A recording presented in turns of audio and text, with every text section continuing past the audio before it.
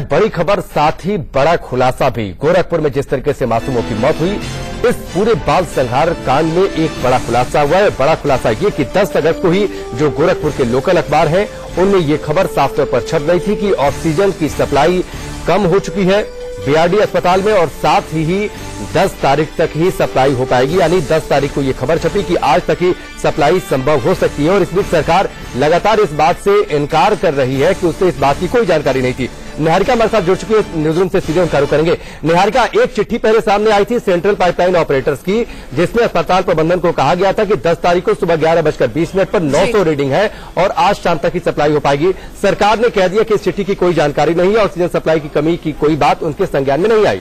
लेकिन अब यह सवाल उठता है कि जब वहां के लोकल अखबारों में यह खबर छप गई, तो फिर आखिरकार सरकारी तंत्र इससे अनभिज्ञ कैसे रह सकता है?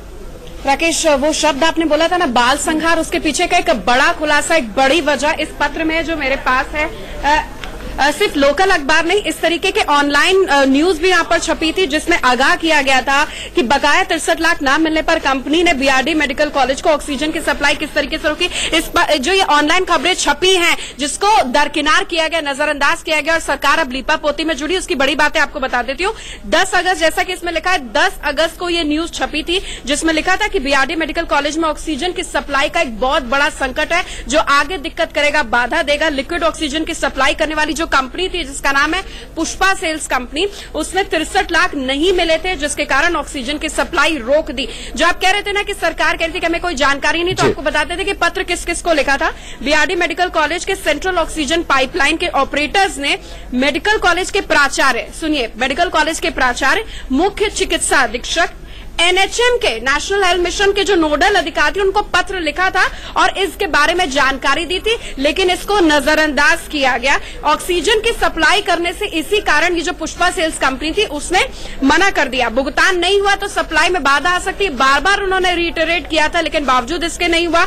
और इस पत्र के बाद पुष्पा सेल्स कंपनी ने, जो भुगतान नहीं हुआ, तो उसने ऑक्सीजन की सप्लाई रोक दी, जिसके कारण ऑक्सीजन का संकट खड़ा हो गया, बाल संहार हो गया। लगातार जितने न्यूज़पेपर है और गोरखपुर के ऑनलाइन अखबार है, उसमें इस तरीके के जो खुलासे हैं, रिपोर्ट्स हैं, अलर्ट है, इस तरीके की चीजें छपी थी। लेकिन सरकार सरोकार से जो कहीं ना कहीं दूर हो गई थी, जो इंसेफ्लाइटिस से लेकर इस तरीके के बाल संहार पर अब म्यूट है। हालांकि मुख्यमंत्री अब पहुंच चुके हैं, देखना होगा कि इस रिपोर्ट पर वो क्या कहते हैं, क्योंकि ड्यूटी ऑफिसर ने अपनी रिपोर्ट बना दी और संबंधित जो विभाग है, जो अधिकारी है, जो बड़े मुख्य चिकित्सा अधीक्षक है, एनएचएम के नोडल अधिकारी, उन सबको इस पत्र को लिखकर इस कंपनी ने बताया था कि भाई संकट खड़ा हो सकता है, बहुत आगे बाधा हो सकती है। 63 लाख आपने दिए नहीं, तो इसीलिए भुगतान रोक दिया गया। ऑक्सीजन की सप्लाई जो भुगतान नहीं किया गया, बिल्कुल निहारिका, और इन सबके बीच बड़ा सवाल यही है कि ये पूरा पत्र जो सेंट्रल पाइपलाइन ऑपरेटर्स का है, वो मीडिया तक पहुंच जाता है, लोकल अखबारों में वो पत्र छप जाता है, लोकल अखबारों को इस बात की जानकारी हो जाती है, पूरी मीडिया को इस बात की